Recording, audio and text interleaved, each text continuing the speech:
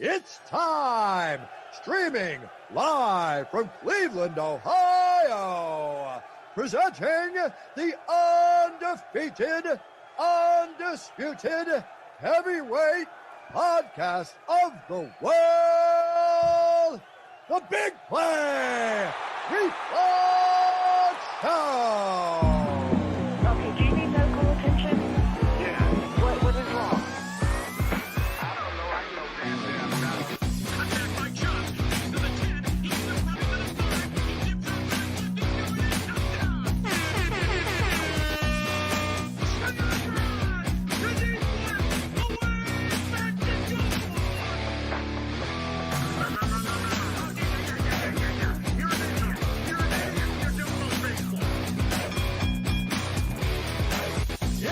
It's time! The Big Play Reflog Show!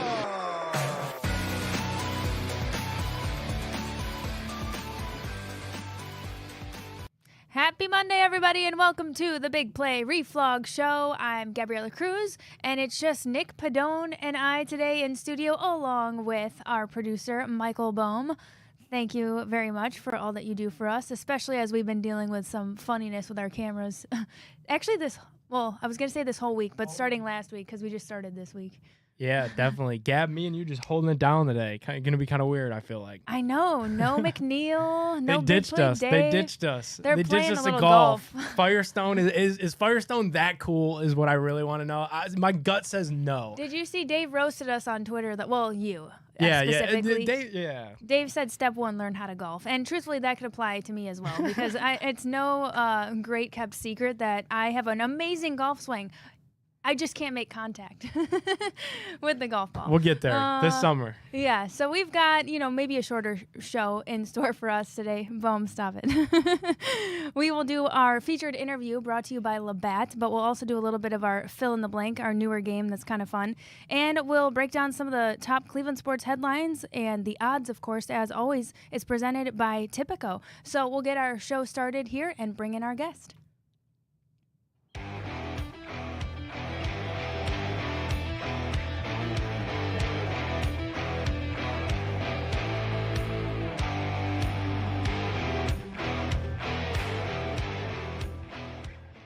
All right, our Labatt featured interview today is with Matt Tifft. He's a NASCAR team owner and a big Cleveland sports fan. So thanks for coming back, Matt. How you doing?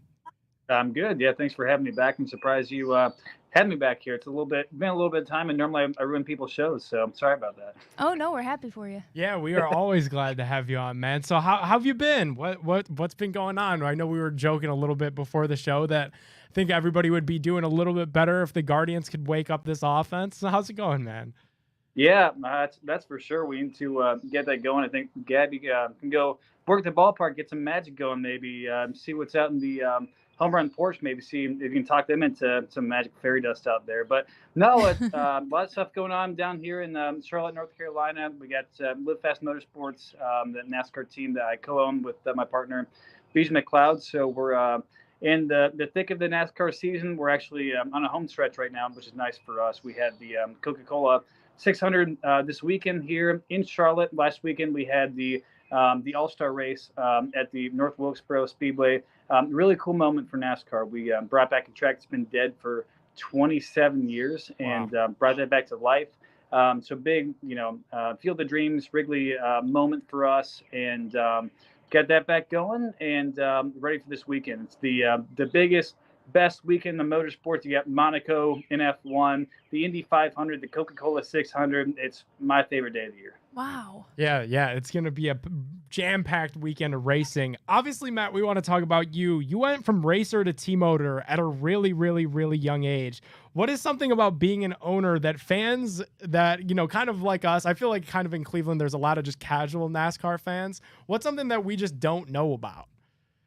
Oh, man. I mean, when you're a driver, it's the tip of the iceberg, right? You see everything as a driver. And really, a lot of people don't know what drivers do. I mean, everyone thinks of NASCAR as driving in circles. And unfortunately, right now, the best parallel really is the F1 Drive to Survive series. And, for NASCAR side, we have a lot of things that parallel that, from the team communication, the driver's side, the training, everything you go through that parallels that very much so. But when you go to the owner's side, man, you see everything below the water there. So between NASCAR, the team owners, present things you do, marketing, communications, competition, what you do with your equipment, and of course, personnel decisions you make. And we're a very small team, probably the smallest team in the Cup Series. So being from a small market and small team, mindset, you have to make a lot of decisions of, okay, should we do this or not, based on if it truly impacts the team in a good way. And I think those are hard but important decisions you make every single weekend, in the mindset that you try to keep the team's growth going and going. You have another team owner there in Cleveland, Matt Colleague. So there's two Cleveland NASCAR teams there, but it's been pretty cool this year. We switched over to Chevy. So been a big jump up for this year in performance, but I was trying to get better. Yeah, owners have so many responsibilities. What a checklist you have. Cleveland fans, they love to complain about the owners, when teams, anything goes wrong. Do you feel like in your sport, is that similar, or do the drivers get the brunt of all that flack if things don't go as well? Yeah, I feel like the ownership groups are a bit different, because you have one person, but there's so many people who make the car go. So the driver, I'd say, is a bit more parallel to the backs. So you can have the most high-powered offense and the best defense, and so in NASCAR, that'd be the best car, the best strategy. But you get to a late race restart, and that driver doesn't attack, or he doesn't try and go defend or block another guy, or he whiffs on something and he goes and spins and wrecks the car, and it goes on to the driver. So at the end of the day, it's in his hands. The steering wheel is in his hands, and he's holding the power right there with the motor and the car, and it's his responsibility to get it done. So it does fall onto those guys, but that's actually a good point. As a driver, you feel like it does fall on you a lot. It's a team sport. Being an owner, man, you see all the parts that they go to put this thing together. Absolutely. Matt, another thing that's been happening on the show is Reflog, who is not with us. He's been going through the trials and tribulations of his daughter getting her driver's license. So they went through the maneuverability test a couple times. She finally gets it, and she hits a fence. As a race car owner, is there any sweat that goes into your mind about some of the damage that goes onto these cars and some of the wrecks that could happen, obviously just throughout a long NASCAR season? Man, these cars, they cost $365,000. So every time they hit each other, you see those wrecks on TV. They look exciting. They just look like I'm shoveling cash into a fireplace. It's awful. But I will back up, though, for a second. I remember I was 15 and a half, getting my temps up in Ohio. And I think it's in Medina, maybe. And I had been driving race cars for years. And I don't think I had been that nervous ever. And then that day, I went to go get my temps and my driver's license. I'm shaking, like I had a pep talk with myself. I'm like, dude, you do this for a living, and you drive a 180 mile an hour race car on the weekends, and I'm in my mom's Ford Fusion hybrid, like just shaking the crap out of myself. Like, what the hell am I doing? I think I hit a cone in the maneuverability thing, the 5-point thing. Yep. But I nicked it. I didn't knock it over. But man, if they hit a fence, that's. Oh, so you passed then. That's embarrassing. So you passed, though, on that test, on your first try? So I passed the driving test. Oh, so you failed maneuverability. Well, the written test, the exam on the computer, okay. That came down to the last question. I had missed all the questions you're allowed to miss. It came down to the last one, which was, how many people can you put into the back of a pickup truck, and how fast can you go? Oh, and that's a trick question. Yeah. I did not study whatsoever. I didn't know that was a question. I didn't study. I think I guessed like 35 and like 4 people. I think I got it right. No way. I have to tell you that I'm not even kidding. The written test, I remember I was out on vacation. My best friend is the same. We had the same exact day, our birthday. So she had all this time to prepare for our test. I got back from vacation. I was a little flustered. Like, I feel like I didn't study enough. And it came down to the last question for me, and it's so funny because I remember my last question too. I had missed all the ones I was allowed to miss, and it was do or die on the last one. And it was kind of like competitive too, because I'm there with my friend. And I'm like, she can't pass, and then I not pass, like, because then I'll be way behind. And it was something about what's the thing in the middle called? The median. The median, yeah. And we got it. Damn, you guys are just better drivers than me because I totally failed it. The written part? No, they got rid of the written part. Oh, they did? Okay. I bodied a cone in maneuverability, like not just tapped it, like full wheel over cone, like wasn't even close. And they failed you then? The guy literally looked at me and he said, "Pull through." Yeah, and that was it, like sight on scene. He was just like, "Yeah, you're done." Yeah, you're done. That is so I remember funny. my dad being so disappointed when I got done with that written test because I told him, he's like, "Oh, you passed?" Like, yeah. And I told him, like, it went down to the last question. He's like, "Are you sure you should be driving? Like, you're good to go?" And he was really, really concerned about that. Like, he made me go read, like, he gave me a book of the rules, and I didn't read it at all. So. So, Matt, we do a lot of betting segments on the show with Tipico, who's our sponsor. Obviously, I know you can't get too in the weeds in that world, but just give us an overview of some of the young drivers that we should kind of be keeping an eye on the rest of this NASCAR season and really into this weekend. Yeah, it's, from really in the NASCAR deal right now, Kyle Larson has set the world on storm. He is just taking over. But you see guys like Bubba Wallace really finding his footing now. I mean, he's been a guy up and down quite a bit over the last few years, but it seems to me that over 2311 Racing, they're finally starting to find their stride. But William Byron, another Hendrick Motorsports driver in the 24 car, obviously historic number, taking over Jeff Gordon's car. Him and Rudy Fugle, they're hitting on all cylinders. So a lot of guys really up and coming through. We've had some older guys come back down. We've had Ryan Newman come in, and Kevin Harvick his last year in the series. So as these young guys are coming up, you're starting to see them winning and taking over the sport. So there's always that changing of the guard, right? It's kind of weird to see. It's bittersweet because you don't want the older guys that have been there that you grew up with to leave. But I think we see it in baseball, football, anything. It happens. It's weird, but you got to find those guys in tier 4. So there's some fun ones to watch. Ross Chastain, if you have any parallel in this generation to Dale Earnhardt, the dude is ruthless. Wow. He is hitting people, knocking people out of the way. He hasn't won too much yet, but you see it now. When he comes around people, they're moving out of his way. He is wrecking people. I mean, if you want a video game style driver of someone right now, it is Ross Chastain. It is insane the things he's doing. I truly believe he is NASCAR's next superstar. It is ridiculous, but he's a menace. Cool. We'll have to keep an eye out for him. All right, Matt, last one before we get you out of here. So I'm throwing out the first pitch at a Captain's game on June 4th. I know you've thrown out a first pitch at an Indians game. Do you have any advice for me? I feel like we've been asking every guest leading up to this pitch. What advice do you have for me? Because I'm nervous. I played basketball. Baseball was the one sport I was afraid of getting hit by the ball. I played every other sport. I at least tried it. Do you have any advice before I go throw out this first pitch?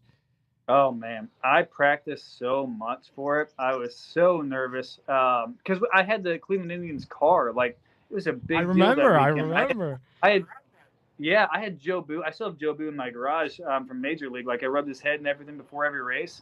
So I think if you can get a little Joe Boo doll, rub his head, make sure you give Joe Boo his rum. That's probably a good start.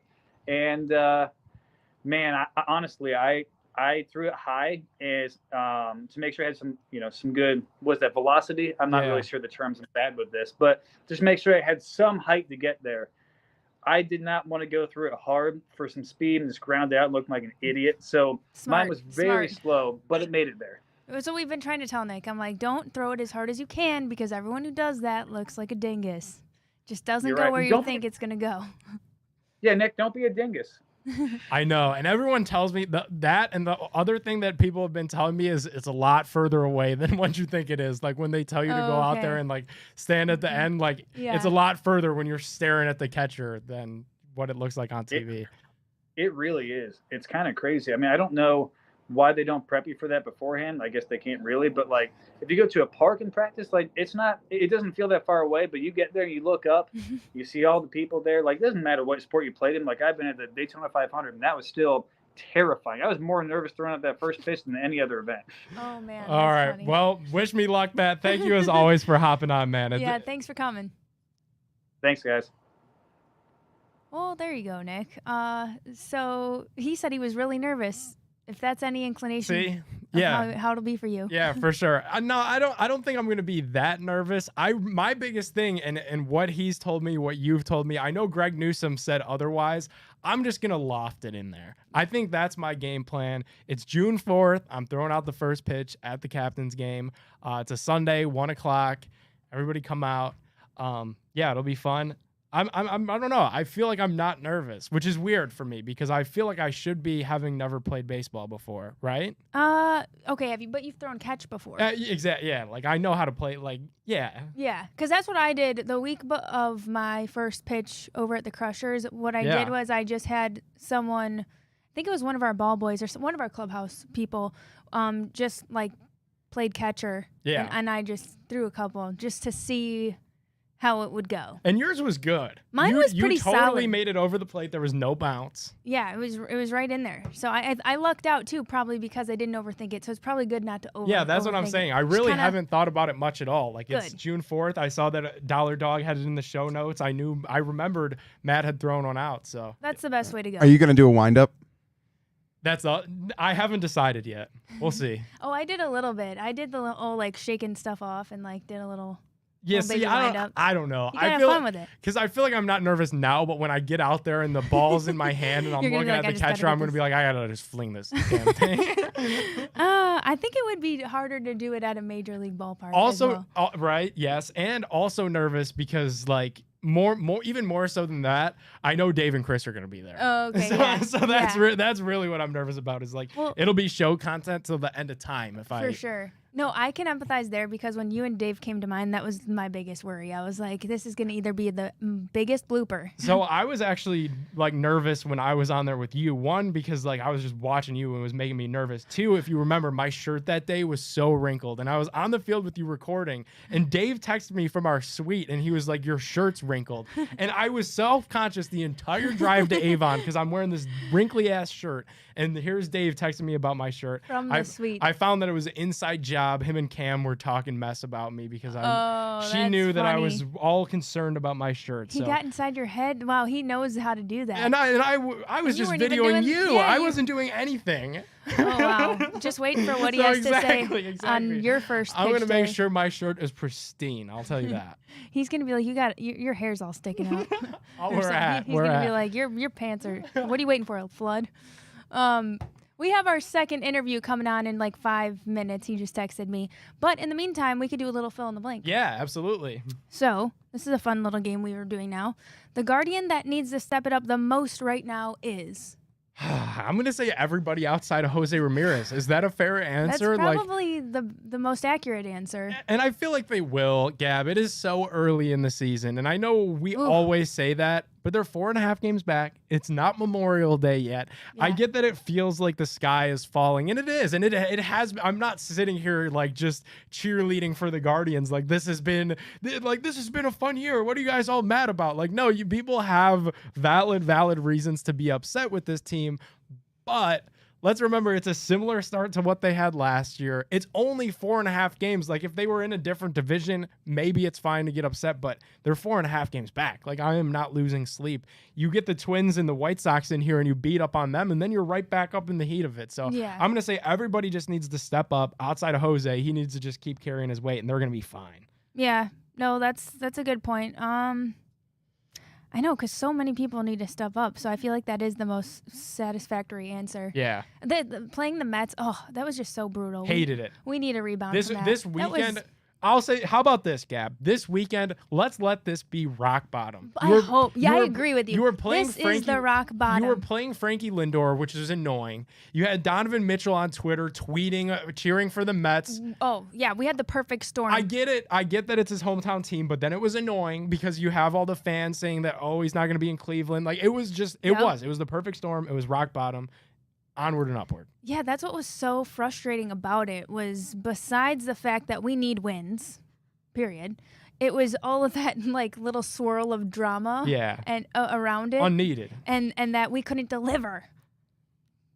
Rock well. bottom, which means there's only up from here. Fine, rock bottom. How about blank should be the Guardians' everyday catcher? This is another one that's very difficult to answer. I know. Because it's like, well, all of them.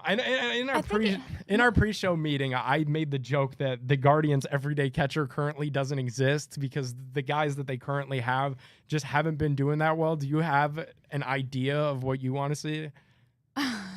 out of our options, it's tough because you don't want to be like, oh, people are just trash. They're not, No. But I think Mike Zunino really stepped it up. He's had like 4 hits in the last, 5-6 games. He stepped it up a little bit. So, yeah, and I haven't seen enough Bo like at major league level to make a decision there. No. So I'll feed into the Twitter hype. Give me Bo Naylor. all I'm right, ready. Sure. Young kid. I think honestly, like feeding into that, especially now, that home Progressive Field crowd a little bit, I think could be good for a younger player. It obviously helps his brother a ton. So I think, having Bo as the everyday catcher, I get that that'll happen eventually, but screw it. Let's have some fun. Bo Naylor right now. Yeah, why not? Go for it. I see the thinking there. Okay, after watching these NBA playoffs, the Cavs are blank away from being championship contenders. They are a LeBron James away, Gab. Oh, really? Put LeBron on this roster, and there you have it. You are the 2024 NBA champions. I really think that... So you don't think we need a new coach? We're not a new coach away? No. Just stick with what we got going. I would stick with JB. Yeah, I would stick with JB, stick with the young core. I know when I came back from New York, and obviously I was mad and left there with a bad taste in my mouth, I was really down on Jared Allen. I still am. I'm still very down on Jared Allen. But I think the issue with Jared Allen now is after that poo-poo performance that he put up and the fact that he makes $100 million, you're not going to get anything for him, Gab. So I really think you need to just tough it out with this young core. That's the best part about it. Similar to your Guardians, they're young. So that what happened sucked. Yeah. Nobody's saying that it didn't suck, but it was a learning experience. You obviously need pieces this offseason. You could add some shooters. You could add a small forward. And if this NBA playoffs have showed us anything, it's that the NBA right now is wide open. So if the Cavs wanted to get any help that they could, whether it is a LeBron, I get that that's not likely, but Jaylen Brown, other superstars are going to be on the move. Here's your offseason to do it because the NBA is wide open. It's not like, it used to be where it was Cavs, Warriors every single year. It is wide open. So keep coach, keep the young core, add the superstar. Yep. All right. How about Browns OTAs? They're starting tomorrow. My excitement level for the Browns right now is heating up. Yeah. I think after the way the Cavs see, and I've said all offseason, I'm not going to get hooked with the Browns. They're not going to do a signing or a draft pick. I'm not getting hooked. I said it all offseason long, but watching the guards kind of just peter around every single night and watching the Cavs get eliminated in the first round, which I didn't think was going to happen. I'm excited for the Browns, and I'm excited for the Browns offense. I think I've notoriously been skeptical about Deshaun and Kevin Stefanski and their pairing together, but I think this offense right now, there's no excuses. If it's not good, there was just no excuse for it to not be good. They have everything that they need. So my excitement for the Browns is totally building. I'm very optimistic heading into the year. I agree too, because I think if you look at last season, Jacoby's style of play and Deshaun's is very different. So, Deshaun having to Stefanski and them trying to make plays and make offenses for Deshaun versus Jacoby is just so wildly different. 7 days. I think they're going to get into their rhythm and routine, and we're going to see some cool stuff this year. Also, I think another piece in all of this that's been kind of underplayed a little bit is the fact that the Browns have 4 preseason games. Everyone else only has 3, and so that means the Browns get to start sooner. I mean, they get to start now. You still have all summer and everything. So, yeah, you have that time to implement those plays for Stefanski and Deshaun to get on the same page. Even more so to my point that you have no excuses if this thing comes out and clunks out there week 1. All right, perfect. So we're all jacked up. That concludes our fill in the blank segment. Let me know, is our guest here? I don't think I heard the boop. So let me text Adam. This is a really cool guest, so I do want to get to him. But in the meantime, should we get into some bets? Yeah, let's do some quick big play bets of the week.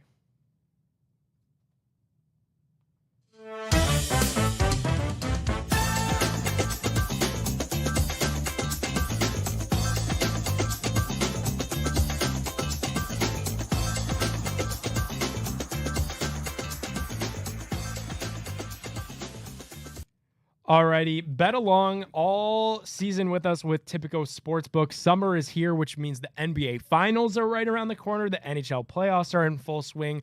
Guardians season, so much more. Right now, for the last couple days in May, your chance to get in on the Swing for the Fences contest where you make $20 baseball wagers of at least minus 200 odds to join. The more you bet, the more you score. The top 100 bettors at the end of the month of May get bets on us for a year with the grand prize of $5,000 in free bets. Must be 21 years or older to gamble in Ohio. Gambling problem, call 1-800-GAMBLER. I've been smashing these $20 bets, and honestly, like, I'm trying to chase bigger parlays so I could get up higher on the leaderboard. I've hit a few. I've totally lost way more than what I've won. So yeah, it's a ton of fun. It's the same like March Madness kind of leaderboard thing that they did. So it totally makes watching these Guardians games very fun because you could throw in same game parlays now on Tipico. So make sure you download that app. When you do, use code BIGPLAY, deposit $50, you'll get $200 back. Bets on us, and you could win some bets with us. So let's get right into it. Guardians and White Sox on Wednesday. Gab, I know you can't actually bet on this, but do you think the Guardians will homer on Wednesday against the White Sox? It's Michael Kopech on the bump for Chi-Town. Yes, I do. And if I had to, obviously this is hypothetical because I don't place any bets.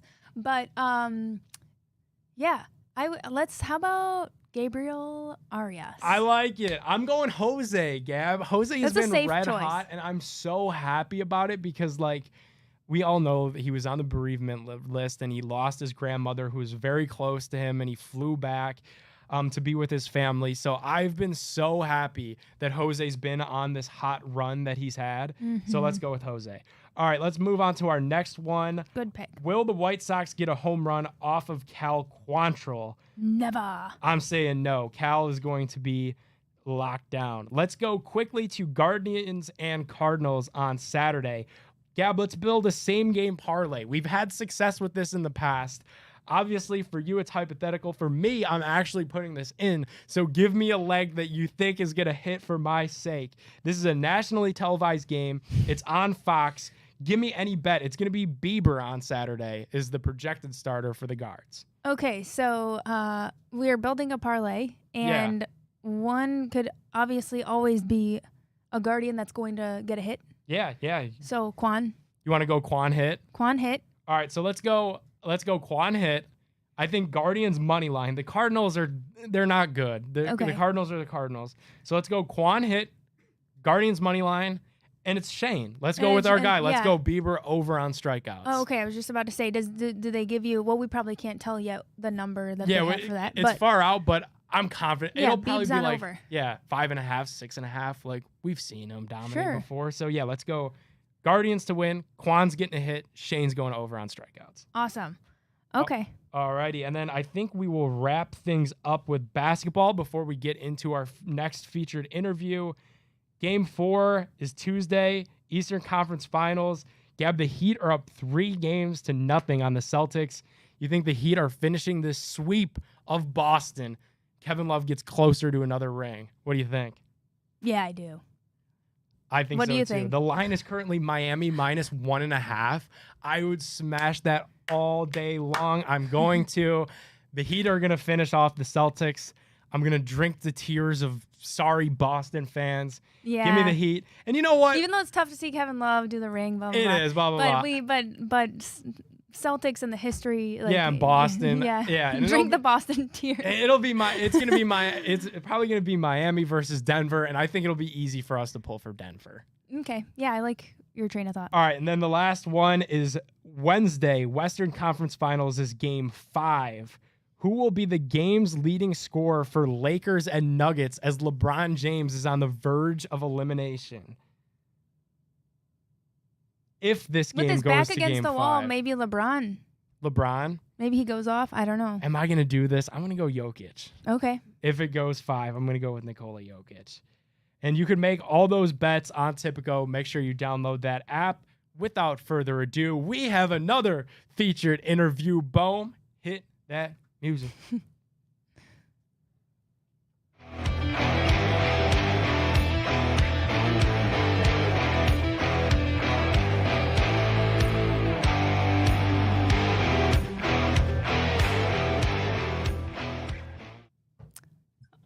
There we go. Me.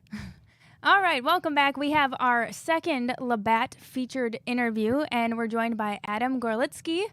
Thank you so much. You participated in the Cleveland Marathon over the weekend. You've got an incredible cause, and not to mention, you are a Guinness World Record holder in the exoskeleton marathon walking. Yes. Thanks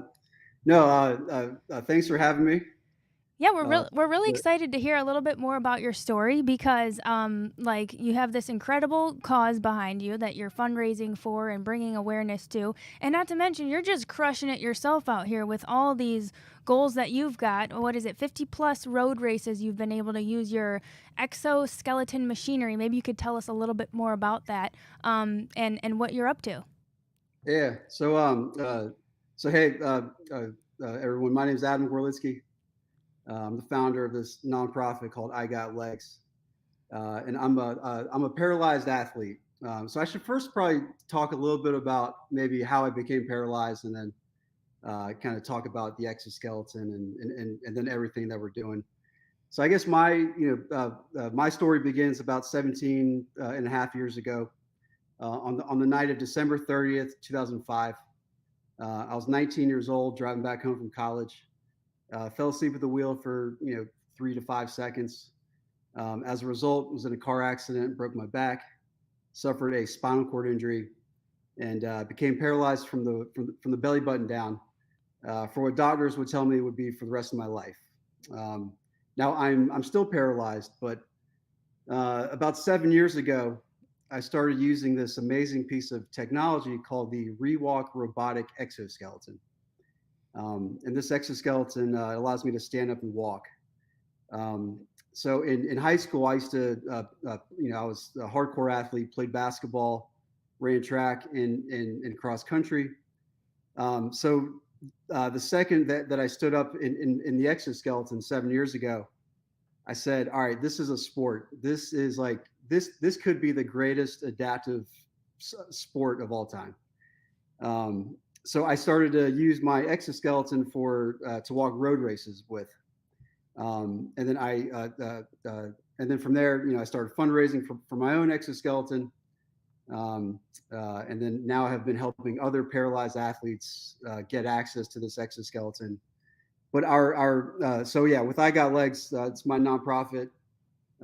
As you're saying, Gabby, I've walked 50 plus road races. I think at this point it's actually closer to even 65 plus road races. Cool. So it's and then on the back of these road races, I've created I Got Legs, and we're fundraising to help other paralyzed athletes walk, with exoskeletons. But our point of view with doing that is to turn exoskeleton racing into a Paralympic and collegiate adaptive sport. Cool. Okay. How far along in that process, or is it still too early to be able to tell, at what stage that's at, getting that launched?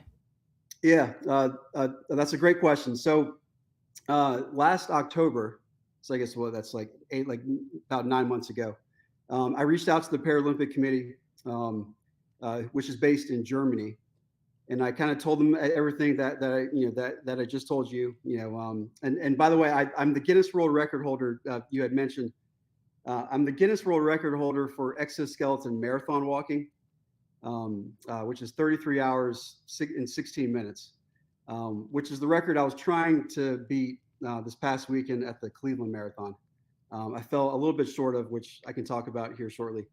But last October, I started the whole Paralympic process, reached out to the Paralympic Committee, told them everything that my vision for exoskeleton racing. They said, all right, this is great. This is exciting. This could be an amazing sport, but it's still, a very early stage. So we need you and your organization to essentially create a research study group for the sport of exoskeleton racing. And we need you to organize races and then, through this process, 50 to 100 races, we need you to establish what the rules, regulations, rankings, results, and also establish equipment standards for this new sport. Mm-hmm, sure. And then, so what I've done, I've taken this Paralympic goal of ours, and then everything that the Paralympic Committee, told me to do. And I've turned that into an official nonprofit program within I Got Legs called the Exoskeleton Racing League. So right now with I Got Legs, we're helping paralyzed athletes get access to them, but it's all done through this program called the Exoskeleton Racing League. And we've had two official races, and we're teaming up with universities, Clemson University. Wow. I'm down in Greenville, South Carolina. Mm-hmm. So Clemson University is like a stone's throw for me. So, our goal is to team up with more universities, that have collegiate adaptive sports programs, and really build this sport of exoskeleton race, from the ground up. So we're still in the very beginning stages, but it's very, very exciting though. Yeah, congratulations. We just think your story is really cool, and the fact that you're trying to help other athletes who have similar stories like yours, because it can be really tough to feel like you can't do certain things or be as active as you'd like to be, and this really gives people that opportunity to continue on and do those things. So we think it's really awesome that machinery, what do you call it? Machinery device, like the exoskeleton is really cool to see. You have to check out his page to see it yourself, but yeah, it's it's technically classified as a powered exoskeleton. And the way that a powered exoskeleton, and the way that I describe it, it's like the lower half of a Terminator suit. okay, yeah, for sure. That's what it looks cool. First of all, it does look awesome. And then, so is it battery powered, or because I know that, and we can get to this, how over the weekend the motors gave out. So does that mean? Yeah. So how it operates. I'll try to make this as clear in as layman's terms as possible. So I describe it like the lower half of a Terminator suit. It operates on between motors, batteries, and computer software. Okay, yeah. So I transfer into the exoskeleton from my wheelchair.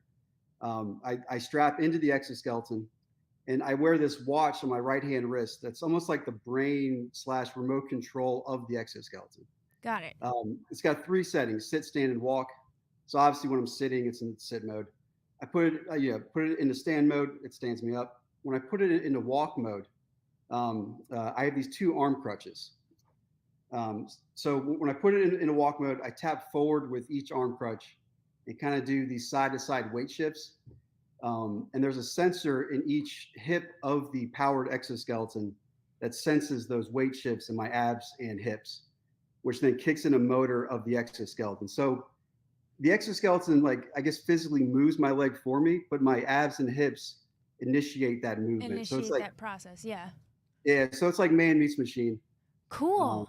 I mean, it's super cool. We're sorry to hear that the motors went out. I was keeping up with you on Instagram, and it takes a while. I think you were on the path to smash that 33 hours, and you'll get it done in another city, I'm sure. But has that ever happened to you before? Oh yeah. So with the exoskeleton. So you're right. So I try to break my Guinness World Record this past weekend at the Cleveland Marathon. For everybody that is that is listening right now. If you saw me in Cleveland, I was that crazy guy in the exoskeleton, weaving in and out of all the streets. Everyone was honking at me. Everyone was super nice and very supportive. But so at mile, I was on track to beat to walk a 23 to 24 hour marathon. And then right at mile 15 and a half. So mile 15 and a half, the motor of my exoskeleton blew out. Now I should preface this, this is not, I don't want to say, the first half of the marathon was a lot of hills. Yeah. Mile 7 in particular, on Scranton Avenue, there's a half mile, just straight hill. Yep. And then the Lorraine Carnegie Bridge, has a pretty decent hill. And then the Veterans Memorial Bridge, that's a pretty solid hill too. So it was putting a lot of stress on the exoskeleton. And then also I should say that prior to the marathon, I actually made my exoskeleton faster. And not, not to get too in depth with it, but I essentially made my exoskeleton faster by lowering my knee flexion of my exoskeleton. Um, so I think because of that, I was already putting a lot more stress on the motors of my exoskeleton. And I'm like a pretty big guy. I'm like 6 foot 185. So, me, so a combination of me, being 6 foot 185, the faster walking speed, and then just going up like, a quarter, half-mile hill or, hills, put a lot of stress on the motor. So at mile 15 and a half, my motor gave out. But I don't want I don't want to bash this technology, because the fact that it made it almost 16 miles Yeah. on those hills is actually a pretty amazing thing for this kind of device to actually handle. So Yeah, and I'm sure the device is going to be evolving too, just as you are, and the different tweaks that can be made as you, pun intended, move forward with your journey. I'm sure the technology will also evolve. Oh yeah, totally. I mean, it's and me, with me walking all these races, I'm taking exoskeleton walking to the extreme, right? So not many people, the manufacturers were like, dude, we did not anticipate people wanting to walk 26.2 miles in this device. Oh, So like, sure. I'm sure it yeah, was a little bit more practical than that, and and you were yeah, like, "Hey, you know what? Let's do the extreme." yeah, And oh yeah. we're happy you have, though, and we want to be able to give your organization as much exposure as possible. So tell us too where people can find you to support your cause and just support your journey, because we want to see that next world record go down. Oh yeah, absolutely. It's okay. So if you want to know more information about I Got Legs, exoskeleton racing, and to support support, donate, it's www.igotlegs.org, and then on Instagram, TikTok, Facebook, at I Got Legs. So yeah, Cool. I mean, just anything that any kind of support is greatly necessary and appreciated. Yeah, we really appreciate you taking the time to come on. And yeah, this weekend didn't go as perfectly planned as possible, but I know you're going to bounce back. I know how resilient you are, and what an inspiration you're being to so many people. I know it's a cliche, you probably hear that a lot, but I think it's something you should continue to hear, because you got to know there's just so many people out there that are like, wow, this guy's really doing it, and I can do it too. So really well done. Thank you, thank you so much. Thanks, Adam. Thanks, guys. Yeah, I mean, two really cool interviews today. I gravitated towards Adam's story because we connected over the Cleveland Marathon just on Instagram, and I thought his story was really cool, and it's hard not to follow along. So really, really glad he could join us too, since it was relevant, and I was part of some of that hype over the weekend. It was really cool to be a part of. For sure. How was that for you? I know you were down there live action for 19. How was that? Yeah, I was doing some live shots the morning of the marathon. Well, actually, the day after I had run the 10K, and it wasn't pretty. I'll tell you that. It wasn't pretty. I don't know why I think I can just hop in races when I haven't been running and think that I'm not going to hurt. So, yeah, it was painful. But, yeah, did the live shots. It was a little toastier for the marathon, I think. Was. Because it got up, the sun was out, Yeah. and that last final stretch of the marathon is the shoreway, no shade, and it heated up, too. So not just the sun, but the fact that it got up to, like, 70. So I was kind of glad I wasn't running. I actually ended up being fortunate. I ran in the rain the day before. Yeah, definitely. Yeah, but it was fun. It was a good weekend. Is there anything that you, Gab, think that you could break a Guinness World Record for? Like anything that comes to mind? I think for you, like, I don't know, like I'm thinking like singing, hosting. Yeah, would I have to sing for a full mile? I feel like that's like, should I just look Sing? up like singing world? Maybe. The singing while running is if there's a world record for that. Singing while running, because that's hard. Oh, it is. I've tried it before, and it's like it's basically impossible. I mean, it depends. It depends what pace you're going, I guess. Because I am a chatty runner. Like if I were to go for a run with someone, I feel like I can chat the whole time. Okay, how about this? So they don't have while running, but they have the longest singing marathon. So like the longest amount of time singing consecutively. Oh yeah, no, that won't be for me. That's insane. Someone in India, and 105 hours. No, I blow my voice out. I'm still getting my voice back Everyone from would. November. I can't do longevity like that. Who or is this psychopath? Stamina like that. Sunil Wagmar. What's this dude story? Maybe something like a instead of like a beer mile, like a song mile. Yeah, I don't know, a song mile or where you eat something. Oh, so this guy's like a musical art, like you, Gab. Like he's got a little Spotify action. Okay. All right, so we Learn know something we new know there. it's out there. We'll come up with something, some yeah. record to break. Longest world record. Yeah, we'll have to think of something for big play. Like How about most songs written? most songs ever written? That's a got to pretty be a tough one, lot. too. Because also too, what the workaround here? You just tell ChatGPT, write me 15,000 songs, and then just leave your computer on. Mm-hmm. And then, I mean, it could be like man-made songs. Okay, yeah, man-made. I've got almost 600 unfinished song concepts. That's crazy. See, okay, but unfinished. So you're gonna Yeah, have to I know, go I gotta finish all of Finish them. on. I'm not trying to set that record though. Yeah, I get it. What about like the longest live video podcast ever? Like how long could we really go in here? Mind you, again, people at home don't know. It gets hot in here. I'm sweating. Yeah, so how long could we really sit in here like live? And honestly, it might not be our best content, but you can't take away the fact that it's a microphone, it's a camera, there's lights, we're in a studio. How long could we sit in here and shoot the breeze for? What if it was a running podcast? So we are running. While podcasting? I couldn't do that. I don't know. Let me look that one up. World's longest podcast while running. podcast. You know? It doesn't. Maybe here's our market. World record longest podcast. Let's see what comes We'd have up. to be on the air for just like over 24 hours, I would imagine, and just have people watch us try not to sleep. The longest podcast in the world with Mike Russell did a 36-hour nonstop Forget it. podcast. See ya. Woo! But why? Nonstop podcast. He's the co-founder of UK Podcasters Community and New Media Europe Conference. He said, I was thrilled to host a 36-hour nonstop podcast in 2016. I didn't sleep for the full 36-hour marathon. Sneeze, Bless you, Dad. Gab. Thank you. And broke the world record for the longest ever continuous podcast. So this is the guy that we're after, I think. Wow. When did he do it, I wonder?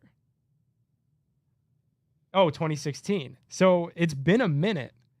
I feel like 36 hours, like, okay, you pull an all-nighter, but then it's 24. So it's really like a day and a half. That is a long time. As long as you had food. I would have food. I could talk about the food. I could review the food. Obviously, like you could have that's guests. such a long time. You have guests that could eat up time. Yeah, you'd have to stack the guests. Maybe we'll do like what if I try to break this? What if I do like an NFL season preview for 36 hours? Our equipment would never hold up. No, yeah. If you didn't hold up, our equipment would fail. So 36 hours. So 17 of those hours could be accounted for because I could get somebody from all 17 teams to talk for an hour. So that would be 17 hours halfway there. Yeah. Not even. Well, All right, we'll keep working on that. I'm thinking you're onto something. I feel like this is kind of like our cafe idea. Yeah. What do you think will get accomplished first, our cafe idea or you Me breaking podcasting for the 37 hours? Cafe for sure. All right, cool. Oh, man. All right. Well, good show. Way to put it together, everybody, without McNeil and Dave. Yeah. Hopefully they're crushing it on the golf course. Doubtful. Well, we know we couldn't do anything, so might as well wish them luck. Yeah, definitely. Thank you guys, everybody, for tuning in. Make sure to download that Tipico app. Use code BIGPLAY. Put in $50. You'll get $200 bets on us. Go bet on the playoffs. Basketball playoffs almost over, so go get in now. And then go bet on the Guardians every day. Same game parlays are live on Tipico, so you could just smash a ton of things into one parlay. Cheer on the Guardians all summer long with us. Till next time, we'll see you. Peace. It's time! Streaming live from Cleveland, Ohio! Presenting the undefeated, undisputed heavyweight podcast of the world! The Big Play Reflog Show!